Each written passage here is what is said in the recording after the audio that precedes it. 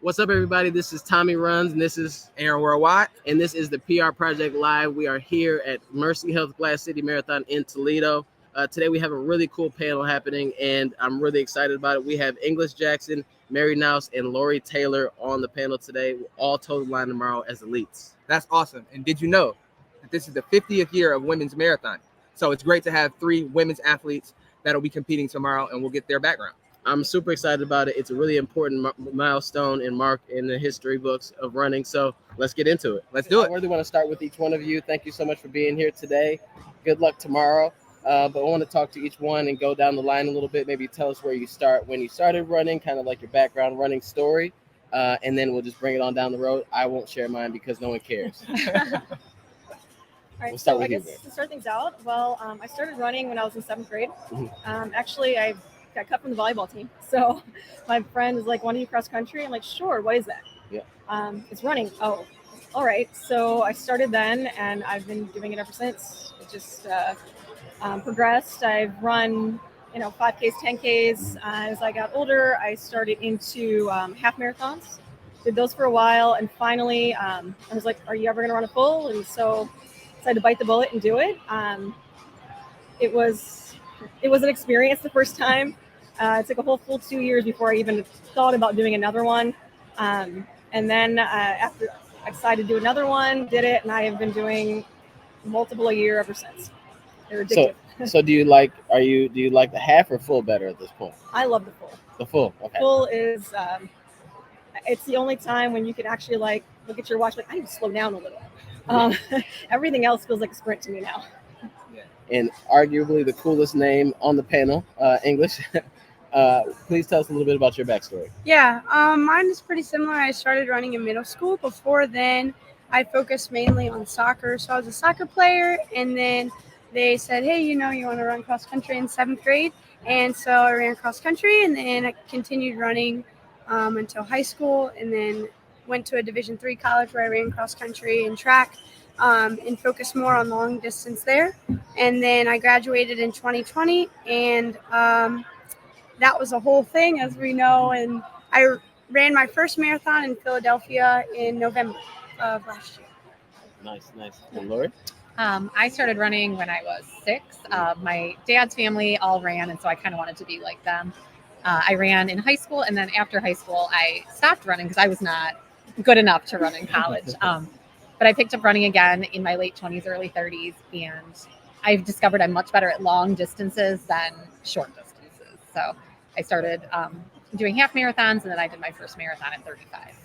Wow. That's awesome. So I don't know if you guys know, but this is officially the 50th year of women's marathoning. So I believe the Boston Marathon was 50 years ago. The first woman ran the Boston Marathon. So how important is it for you guys to represent women and be a presence in distance running? How important is that to you guys' story?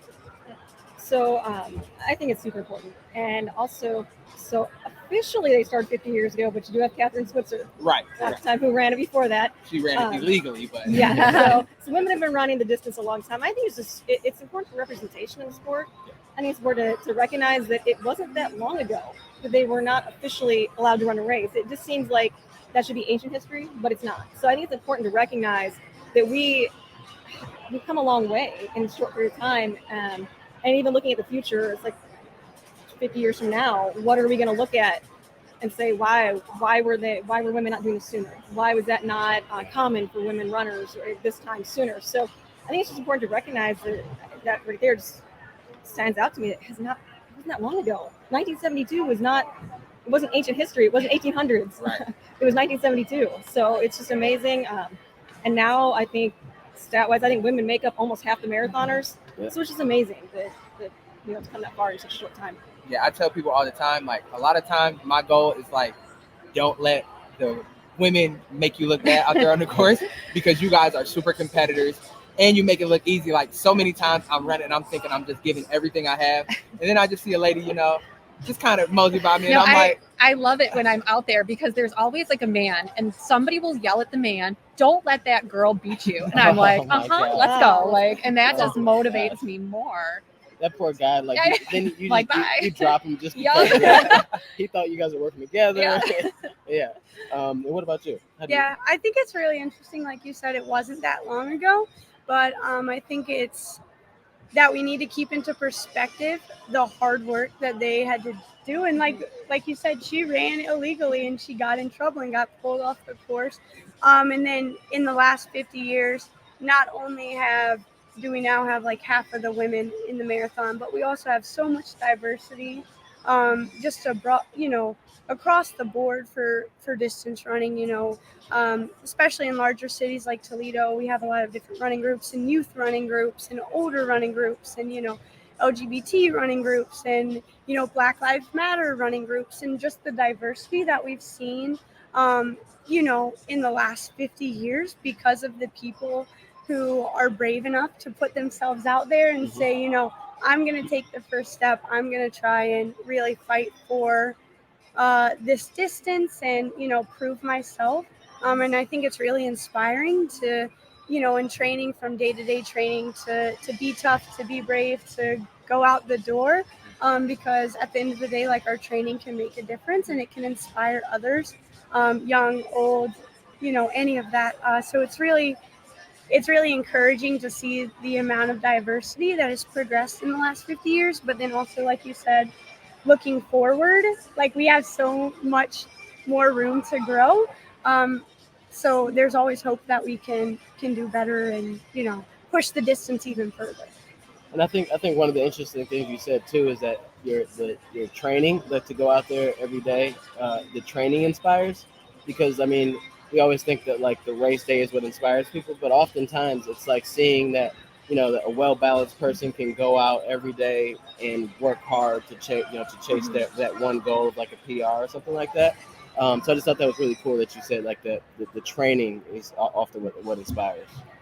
Training is the work. Race day is just like Celebration. it's your right? celebration. Yeah. It's like a 26.2 mile parade of celebration. Well, it's like training is what you. it's like, probably the day most in, day out. painful celebration Yes. that I've ever had. Yes. Like I was thinking about, I ran the other day and I was like thinking like this does not feel like a celebration at all. So you got to get that in your head, and Yeah, then yeah. it does make it a little easier if you picture that in your head. Like, Okay. this is it. This is the culmination of so much hard work. 'Cause Yeah. training, race day, everything is prepped for it. You've got your meal prep, your nutrition prep. You've got everything going for you, but your training is not like that. You have day-to-day life, Yeah. jobs, families, kids. I mean, everything going on, and getting out there and putting in the work. That can be the hardest part of it. Is finding that time and that motivation day in, day out to go out there and do those hard runs, do those long runs. If you have to get up at 3 a.m. to get that long run in because you've got a full day of stuff to do, that's the real work, and that's where it really comes together. I tell people all the time, a lot of times Strava gets this negative connotation because we're thinking about, okay, I got to make it look good for Strava, but a lot of times, But you do though. you do, but you don't. But we tell ourselves we do, right? Yeah. But a lot of times we don't know who's watching us on Strava. True. A lot of times there's people that follow us that we don't know. They may have met us at a race, or they may have seen us running somewhere, and those runs that you don't feel like doing, the days that you don't feel like getting out the door, you put in that work, and you're inspiring not only the people that you see, but people that are on the other side of the phone too. They say, well, if Lori did a 10-mile run today, I can go and do my 10-mile run today. Or if English crushed a workout today, now I'm inspired. I want to go crush a workout. So 100%. you never know like how much, because running is such an individual sport. Running seems so selfish, but you never know how much the work that you're putting into yourself goes back into the people that you're inspiring. So it's a beautiful thing for sure. So yeah, kudos to Strava. Shout out to Strava. It's not all bad. Yeah. What about you, Laura? You're talking about inspiring and seeing people out there, and one of the things that I love most is working with like younger kids. I've coached cross country the last 4 years, and it's so fun running with my girls. Like, I'm not going to do cross country this year because my boys are getting older and I want to be home for them more, but it's like getting out there and showing them, like, yes, when you're in your 40s, you can still be doing this. Like, you can still be hitting new PRs, crushing workouts. You can still be having a great time running. And likewise, they inspire me. Like, seeing everybody else on Strava is really incredible. Like, I never look at it as a negative. I look at it, like you're saying, like, you don't know who's watching and you don't know who like I'm watching every day to see like, wow, this person's great. Yeah. And that inspires me to know, like, because I have a very long-term mindset with running. I just started running about 5 years ago, but I always tell Tommy, I say, this is a long-term thing. Like, I want to keep getting better. I want to keep improving myself because running has done so much for me. I don't want to get into a position where I'm beginning to resent running or not liking running. Mm-hmm. So to know that you're in your 40s and you're still enjoying running, you're still, like you said, crushing PRs and performing well at races, like that is like so great to me because it gives me so much hope. Like, you don't have to age out of the sport. Yeah. That's No, the it's beautiful something thing you about can running. do for a lifetime, truly. Absolutely. And it's proof though that you can continue to get better and perform. And it isn't just like, like golf. It's like, like a lot of times, like the best of the best are much younger, and as they get older, I mean, obviously the abilities change a bit, but running has proven, especially lately, that the peak really years for people are like their over older 30s or young 40s, because the fastest woman in the world right now over the marathon distance is, she's in her 40s, and I think that in the half marathon as well with Sarah Hall. So it's just really cool to see that it's the thing that if you can continue at, keep pushing, that you have a long future ahead of you. So that's just super dope. And I wondered how you all feel about from coming from Catherine back in when she snuck onto the course, and then really put herself out there and risked her safety in a way to get out there and just prove that women can physically do it, because it was a thing like saying that women can't do it. It's their makeup won't allow them to. But she went out and proved that was not the case. So now from her to fast forward 50 years later, or 50 something years later, how does it feel to be a part of an elite field tomorrow? We'll start with you. I am the least elite of the elites. When I saw the profiles of everyone online the other day, I was like, oh gosh, I don't belong with these women. You do, though. So no, thank you. It's really quite an honor. Like, I'm really excited to be here and just to be among such amazing women. Like, it's because I know everybody's got jobs and they have families, and women do so much. You have so many roles, and it's just incredible to see people like still getting out there, and I just feel lucky to be here, honestly. I think it's really inspiring, kind of like what you were saying, because I think what we see is, we see, okay, turn left here, turn right here, but really behind the scenes, it really takes the whole city, and it takes a lot of people to put something like this on. Aside from the race field, we have to get volunteers, people have to drive here, we have to pay for hotels, just all of that behind the scenes work that really goes into it. And then getting down into the race, it's amazing to be among a competitive field and to see the city of Toledo and all of its beauty, standing shoulder to shoulder with some other really great women who have put in a lot of work and, have put in hours and days and sacrificed so much day to day, or, their family or their partners or their kids have sacrificed so that we could get out the door and run and get in those workouts and those long runs like you were talking about. It's really humbling, and I think it's really inspiring. I'm kind of the same position as Lori. I'm like, oh, I don't really belong here. I mean, elites are like Des and Molly. I run an okay time, but it's really just an honor. And Vince, it's wonderful to be among the whole, just not even the elite field, but all the women out there. It's just such a testament that because Catherine put herself on the line, and here a little over 50 years later, now you have all these women out there doing it. And they're proving that women not can they just run the distance, but they can do it well. And they can keep doing it well into their 40s and beyond. Yeah. And just keep putting that work in despite all the other demands on their time. Yeah. And family, jobs, all that stuff. Women are nailing it. They're killing it out there, and they're doing well. And I just think it's amazing, and it's a humbling experience, really.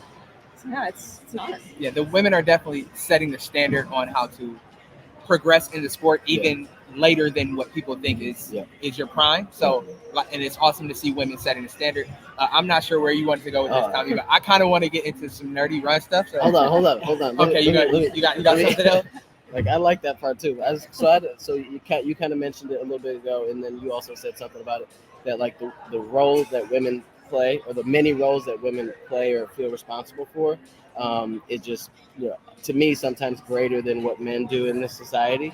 So I'm just wondering, like, how do you balance that? Like, because I mean, I've heard people say, like, Kira D'Amato on a podcast once talked about like mommy guilt, and just having to spend time away from family in that typical role of like the woman that that we see. How do you feel about like that balance and how you go about it for your day-to-day training for like other women out there that are trying to train to do things but they feel bad? How do you manage that? I think one of the things, well, I'm very lucky. I have a very, very supportive spouse who hold on, is like amazing. Thank you, Justin. He's like blushing back there. But he takes on a lot when I'm out running. But a long time ago, I kind of told myself, you have to be happy for yourself. Like you're not going to be a good mom or a good, spouse or partner or any of those things unless you find something that brings you joy. And for me, that's running. And so it's hard not to have guilt sometimes, but you try to work around your kids' schedules and your partner's schedule to make it work. I think it goes along with the saying of like, you can't pour from an empty cup. So like, there are ways to make it work if you're fortunate enough to have a supportive partner and a supportive spouse. Hey, can you watch the kids for an hour while I go do this? Or, they're busy, or let's say you're a single mom. Bring them with you. There are so many moms out there crushing it on the greenway and on the bike paths and on the trails with the stroller, with the little backpack thing. Like, they just find a way to make it work because that's what works for them. So I think it's, realizing and recognizing that that's what fills your cup, kind of like what you said, that's what brings you joy, and making time for it. I think a lot of times as adults and as parents, people sacrifice their time so much when sometimes it's an unhealthy sacrifice of, I'm going to spend 30 minutes either on Facebook or out running. What is more important for me and my mental health? And then in return, what's going to be better for my kid or for my partner or pet or whatever it is that you're trying to take care of. Right. And I think it kind of comes back when we just talk about the volunteers on the course. It's those unseen people that's your family. I've been blessed with a very supportive spouse and family. My parents have even driven out of state to come in and help out while I was gone for a run. So, it's having that supportive family behind you. They put in just as much as you do. You're out there, we're the ones you see on the course, but it's everyone behind us who support us through all those months of training. And they also sacrifice. They sacrifice their time to fill in when we were out on a long run. Just all of that together is what really makes it happen. Yeah, I think Tommy said it best a few weeks ago on Instagram. He said it takes a village to raise a PR. It's so true. You don't see all the help in the days that you come in after a run and you just feel crushed. You might not have done well on that run, and all those people that you have around in your circle that's willing to help lift you up and just say, it's okay, you'll get them next time. Do you need some food? Let's figure it out. Those are the people. Like I ran the half marathon, the rock and roll half marathon in Savannah in the fall, and I gave my medal to my aunt because she's just been so supportive, and I'm just like, this medal is as much of yours as it is mine. So those people behind the scenes definitely play such a large role, and yes, giving them the praise and giving them the love because they have to buy into it just as much as we do. So I love those answers. It's beautiful just to see a family of people, a community of people, and the running space is so supportive. Like if you have a run group, you come back from a race, did you kill it? You know what I'm saying? Great job. I'm so happy for you. It's like that pride is kind of what you can draw upon when it gets tough. You think about those people. You think about your kids. You think about your brother. You think about your sister. You think about your mom, your dad. Like that helps so much and it goes so far. And we can do nothing but hats off to those people, especially the supportive spouses out there. Can I have your next 5K medal? Absolutely. Okay. Will you pace me? Sure. Well, your aunt got one, so I'm a friend. I could get. Sure. I got more work to do. Okay, cool. But yeah, so you guys both talked about Toledo and like how supportive the city is. But I just kind of want to pivot to Mercy Health Glass City Marathon. Like, what brings you to run here? Is this your first time? And if it's not your first time, like, why keep coming back? When there's other tier 2 races out there, what brings you here? This is my second year. Should have been my third year, but 2 years ago we ran virtual. Yeah. But last year the course is just phenomenal. I don't know if it's anybody's first time here, but it's a wonderful course. It's so well organized. The people, the volunteers that are out there are so supportive. And when you turn the corner into the stadium at the very end, it's there's nothing like it when you get all of those people out there and you come running it. It's just incredible. So I'm very excited. This is my first time. Oh, goody. Yeah, so I'm super excited just from what I've seen and what I've heard. It's been nothing but positive things, so I'm really excited. I will say the flat course definitely was an appeal. But like all these things, it's really amazing to have a whole city feel like they're behind you and supporting you and pushing you, especially, as you get deep into the race and you're getting in the 20 miles and things like that. So yeah, it's really exciting, and I don't think we should overlook these tier 2 races because there are some beautiful ones and some fun to be had, and just really looking forward to hearing that support and seeing all the city of Toledo and all the people and feeling that rush as we enter the stadium tomorrow. Yeah. So this is also my first time here. I'm actually from here, so it's kind of coming home to great. run a marathon in my hometown. And so I think also, so I'm from Indianapolis, and so I often run the Indy Monumental, and it's a similar scale from what I can tell. It's a similar scale, and just I'm always blown away by the support. And everyone talks about the support, the crowds at the majors. Yeah, they're amazing, but I have seen just as much crowd support at a tier 2 race as I have in a major. And I think there's a benefit. It's just that small town feel. Yeah. You get that feel of a more I don't know, just they more cater to you, not cater to you, but you feel like you're important. Yep. And it just seems that they kind of get overlooked, those tier 2s, but they're amazing. The towns come out, the city comes out, people are all cheering. The line, like I said, I haven't run this before, but a similar one. There was not a spot on the course where there wasn't people out there cheering, and I'm always blown away by the people you see out there early in the morning who don't look like they probably don't run, but they're out there cheering for you because you're running by their neighborhood. You're running in their house, and they are out there and they are full on celebrating, out there cheering you, and it's an amazing feeling. It's good to see everyone get involved, even non-runners. So we're so excited to get out there and cheer people on. Yeah, you're definitely gonna pass a couple houses, people like barbecuing and stuff in their yards. I ran the race my first time last year, and it wasn't like the full scale of what you guys are probably gonna witness tomorrow, because it was like that first bounce back here from COVID, so it was a different feel. But this should be amazing. I can't wait to see like what the course has to offer for you all tomorrow, and the starting crowds will be a little bit different as well, probably more people. So it's gonna be a lot of energy going on, and I can't wait for you guys. Yeah, you'll get into the Ottawa Hills, and you'll see people out there, like you said, barbecuing. You'll see people with signs. You'll see people with just like lawn chairs, just hanging out, just having a good time, and it's like, do I want to stop and hang out? Yeah, at that point, it's like I could just stop. Get a little bit of barbecue. Great time. No one would blame me for stopping right now. Yeah, save me a hamburger for a few hours. Yeah. I'll be right back. That makes you speed up a little bit faster. Yeah. Get to the end, get back to the party. You know. And it is definitely Toledo flat. There's a little bit of little hills in there, but it's flat exactly where you need it to be. And I didn't want to go back too far in the conversation, but so I PR'd here last year, and a woman was like the only reason why I made it the last like 4 or 5 miles, because she was like passing us or passing me, or passing a group of us, and I'm like, I'm going with her. She looks like she's strong, and I'm not right now, so I'm gonna go with her. And I was like, I can't hold on to this pace. And somebody yelled out. They didn't yell out, "Don't let that girl beat you." They yelled out like, "You're the 3rd or 4th woman," or something like that. And I was like, okay, well, I'm just gonna try to help her as much as possible and just stay with her, and then I'll just let her go. And we barely said 2 words to each other, but like the camaraderie built in that last 4 or 5 miles was just amazing. And I'll never forget this lady. So I follow her on Strava now. I watch her all the time. But so yeah, you guys are definitely an inspiration to many, many people. So please go out there and crush it for us tomorrow. Yeah, for sure. But so now we get to the fun stuff. Yeah, so as we're pivoting to the actual race, I wanted to ask. So I like to really like figure out what people do when things get tough. You are in the elite field, so things get tough for everybody, but it could be different for people that are a little faster. So what are some of the mantras that you call upon when things are getting rough out there in the race? I know I like to try to remember why I'm doing it, find my why. And I was telling Tommy on our show last week that I like to title all of my runs before I do them. So like the title of the marathon I just ran was like Cash the Check, because I did so much training. I trained like I'd never had before.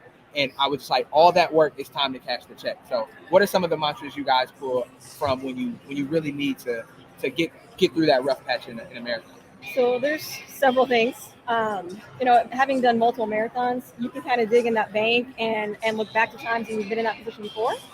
Because I don't think there's a single race, even when I've had a great race, where there wasn't a tough spot, where I didn't feel like, oh, can I keep doing this? And you pull back on that stuff and you realize, you can do this. You can do hard things. You've done this. You pull back on your training, and when maybe you had a bad training run, but you bounce back. So if you can do this, I often have some different Bible verses I recite depending on how I'm feeling and where I'm at, and just keep positive. You keep a positive self-talk the whole way through. I've experienced that in a race before where I let my mind get negative, and that was it. That race was over for me. My body physically probably could have done more, but mentally I quit on myself. And when I got done, I really reflected. It was like, that was all in your head. You need to fix that and reflect on it. And I think just keeping that positive self-thought, even when things are like, okay, it's tough, maybe rethinking your strategy. And reframing it as a positive, and just keeping that positive. Also, like you said, with the people, focusing on those around you. Yeah. When you can take your mind off the hurt and focus on helping someone else, that gets your headspace better. You're positive now. You're doing something to help someone else, and it makes you push a little harder.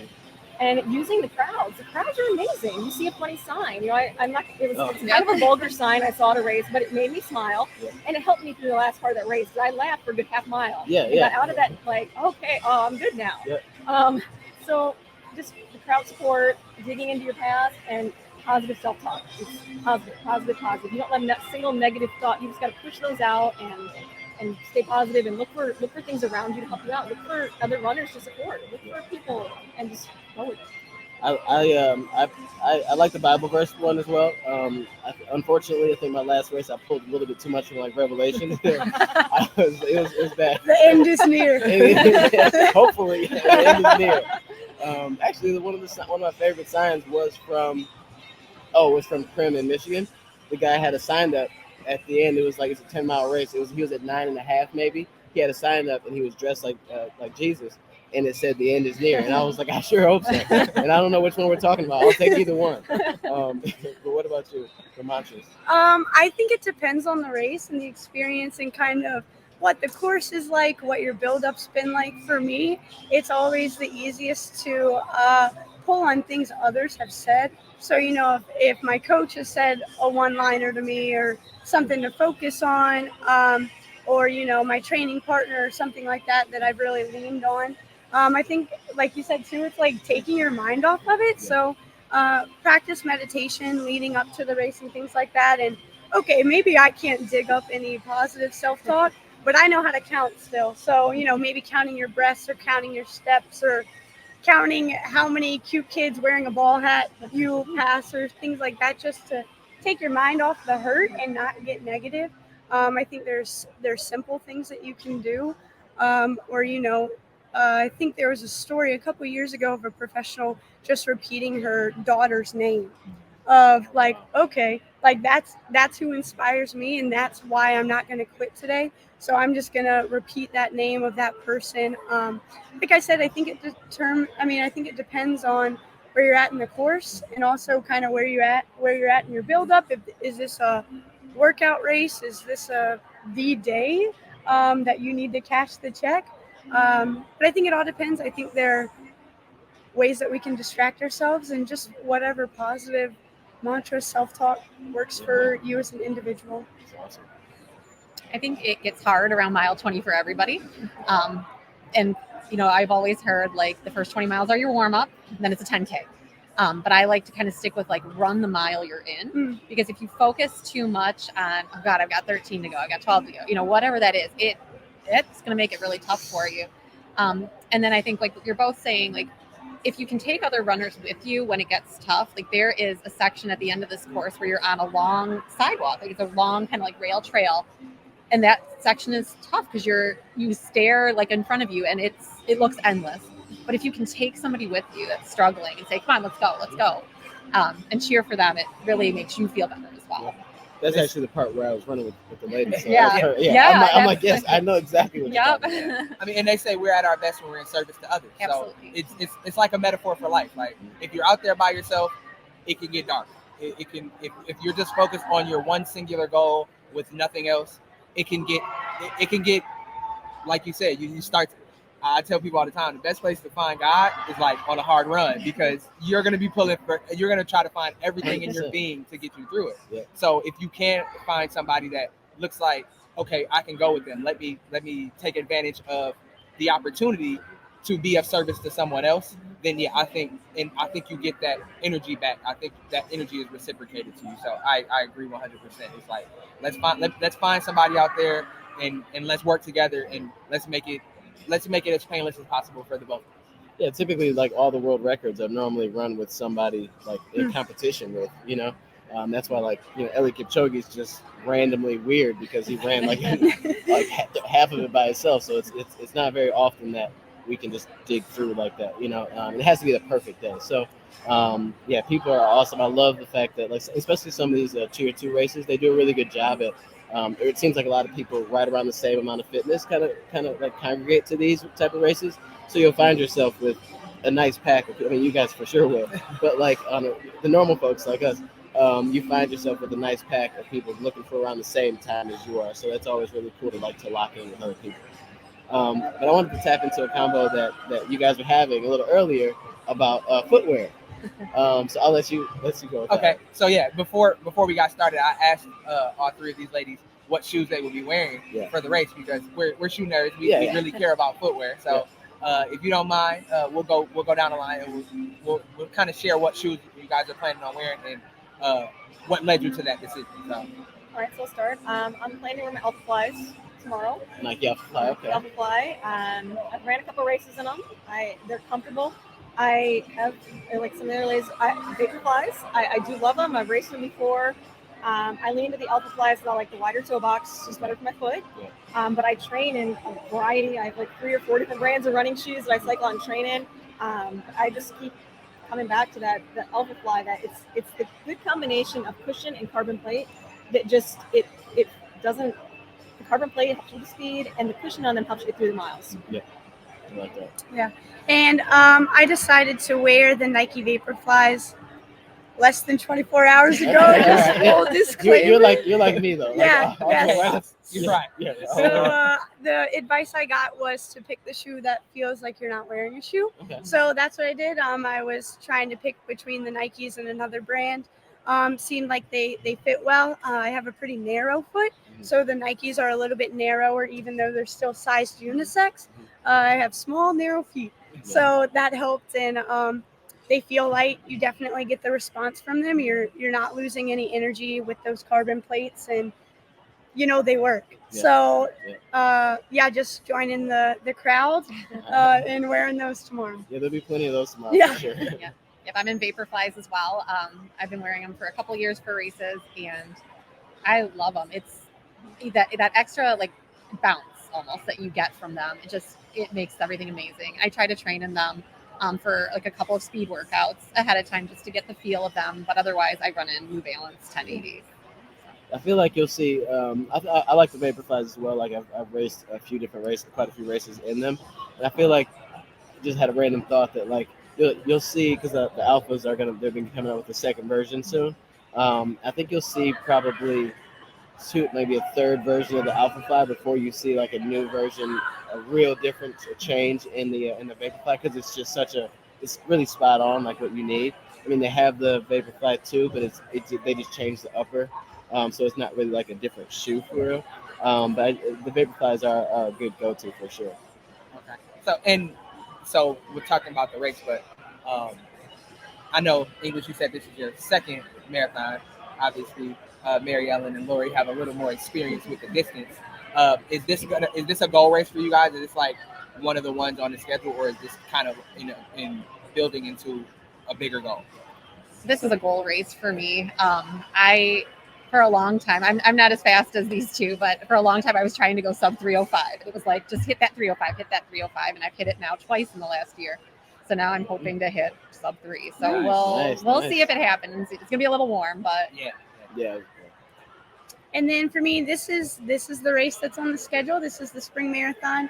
I have Chicago on the schedule for the fall, but yeah, definitely trying to come out here tomorrow and have a good race and have some fun in the city. So So it was the goal marathon. I was hoping for a sub 3. I injured my hamstring. Actually tore my hamstring in December. So a bit of an abbreviated training schedule. Feeling good now. So I mean, I want to go for it. Yeah. But what happens happens. I know the weather is a little not perfect, but I'm running worse. So so I'm going for it. It's the spring marathon goal. So I'm still gonna go for it. Hoping that sub 3 with that nice flat course. And then I was planning Chicago. Chicago was supposed to be my fall goal race, and then I got invited to London. So Oh. now I've got a back-to-back, a week between London, Chicago. So now fall, I think, is just going to be fun. Yeah. And try to shoot for the best tomorrow. I think I've actually heard quite a few people are going to do the London Chicago thing, so that should be great. It's going to be fun. Should be great. Tommy is going to try to do the Chicago and New York 2-step. So Oh, nice. we'll see how that It goes. was like 3 weeks apart too, so you do have a plenty of little time. bit I did more. that last year. I did the Boston, New York. Boston, Oh, New yeah. York. How many weeks? What is It was that? like, I think, just right at 4 weeks. Right. When And Boston actually, was. I ran faster in New York. It was great. A lot of Yeah. people I know have done that. Like that 3-4 week in between seems Yeah. to be like a magic spot. Yeah. And Wow. people tend to do like as well or better in that second race. So Well, you just made me feel so There much you go. better. You have no idea. Now I'm happy that we're doing this. Thank you. So like, what do you guys do for? I mean, what are your thoughts? I know the weather's not. I mean, it's a great day to be at the beach. Yeah. It's a great way to walk around the park. Absolutely. Maybe not necessarily for the marathon. What are you thinking about, like your preparation, or what are you trying to focus on tomorrow with the heat? Hydration will be key. Okay. I think, making sure that you start hydrating early in the race and not waiting until you feel like you need water, but hitting those water stops as soon as you can. I think right now, until the start of the race, it's just focusing on what you can control. Mm-hmm. It's going to be hot, but can't do anything about that. So kind of like you said, focusing on hydration, focusing on, maybe getting some more electrolytes in or getting some water, some fuel in before we start. So you're not kind of starting in that hole. But yeah, hydration and, starting with that positive self-talk, like we talked about earlier with the mantras and things like that. yeah, I think hydration is like top of my mind right now. Because again, with training, and hasn't been warm. I don't know where you guys have been training, but it's been cold. Yeah. It just snowed in Like all Michigan the other exactly, day. all of my So, long yeah. runs, like every weekend, it gets colder than it was during the week. So long runs, so I haven't really trained with needing that hydration as much. So it's going to be, reminding myself of my summer running last year, like drink, forcing yourself to drink before you need it. So I'm being mindful of that, and also just like I said, control what you can. It's like dial into your training, know that have run through worse, and don't. It is what it is. There's nothing you can do to change the weather, so there's no sense worrying about it. Just do what you can with the conditions you're given, and make sure you stay on top of your water. Yeah. Yeah, I think that I heard somebody say something about more like the hydration type of thing, where a lot of us on the amateur level, we don't drink a lot while we're training. So on a race day, we get our little sips in and we think it's fine. But especially like for a day like tomorrow, we overestimate the amount of water that we get from those little sippy cups. I mean, you guys probably get something different, but it's so important to to get as much like fluid in as possible. And the funny part was when somebody mentioned those Dixie cups that are out there, like you think that I just got water a mile ago, but you barely sipped any, and the rest of it ended up like on your face and your clothes. Yep. So it's really important to get hydration, and so whoever's listening, listen to them. Hydration is key for sure. Just pinch the cup. Yeah. Pinch Okay. Pour a the little cup, out, pinch. pinch, and pour. Yeah. Less will be on your face. What I'm telling you is I've tried that, and it just I don't know, maybe I'm like a hard runner or something like that, but I just never get it. It's weird. You lose your motor skills when you get to a certain level. You're Yeah. just like, I'm just hanging up. Like my legs still work. I don't know how to do anything else. I just raced, and I literally was doing it. I'm like, okay, I got it pinched and I'm ready. And then I tried and it's all over me. And then the guy right next to me was did it perfectly and no water. I'm like, what happened? Like, how do you do this? But I guess I just need to practice. I was tossing a little bit of water out of the cup so it's not as full. Mhm. I mean, you're sacrificing some of the water you could be taking in, but But you'll that water is probably going to end up on you anyway. So that water that's on you, dump it out a little bit, Okay. something like that. You weren't there to say that to me when I was attacking. I was there. I just wasn't right there. Well, I all was right. there in spirit. Next Just time. hand you a bendy straw next time. Okay, yeah, that's what I'm gonna do. I'm gonna travel with a straw. A Capri Sun straw. That would be great. Actually, that would actually be a good idea. Pull the straw out your singlet, get a little sip in, put it back. This guy is extremely prepared. Yeah, exactly. So so pivoting from the race, um, and you're highlighting women. This is something that we really wanted to do. So um, I know you touched on the future of women's running. Uh, where do you see the future of women's running, and how do you feel your day to day and your races and everything that you put into the sport? How do you feel that impacts the future of the sport?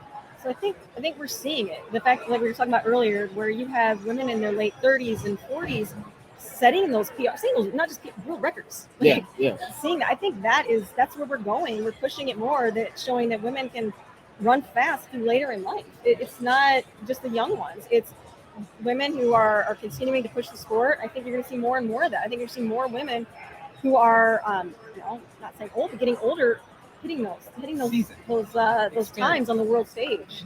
And I think that's kind of where we're going with it, and just more, and also just more and more women involved. I think we, like I said, we're at that almost 50% spot, seeing that women involvement, getting more girls out there started in it, and seeing more women push that and push them on through life. 40s, 50s, 60s, 70s, out there, seeing women out there. That's the most amazing thing I've ever seen, was a 70-year-old woman out there running a full marathon, running Boston. And it was just so inspiring. It's like, I want to do that. That's my goal. I want to be that 70, 80-year-old woman out there doing it. And so I think just breaking those, I don't think my grandma would have ever thought any of her friends would be running a marathon. Just, do that. And so seeing that now, seeing those older women out there doing it and making that the norm. I mean, that's just normal, not a one-off, but that is the norm.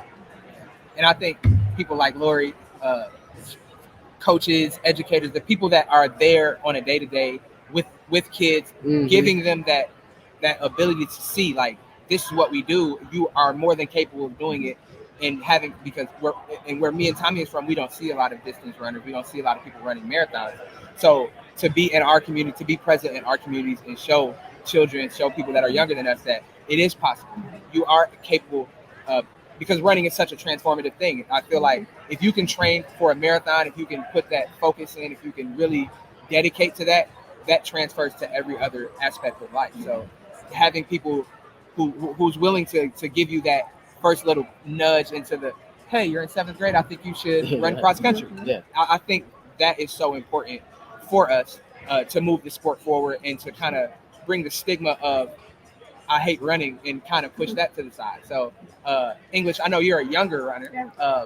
So where do you see the future of the sport, and where do you see you fitting in with the future of the sport? I think it's a trickle down effect. So I think the more women we have running, and the more kids we have watching those women running, the more we'll see, the little girl across the street dressed up as Shalane Flanagan after she won that marathon, and for Halloween and things like that. But I think one thing that's crucial for the advancement of our sport and for the advancement of women in running is having more women runners in those in those coaching roles. There were often times when, I was seen as an athlete, and while I was and am an athlete, I'm also a female athlete.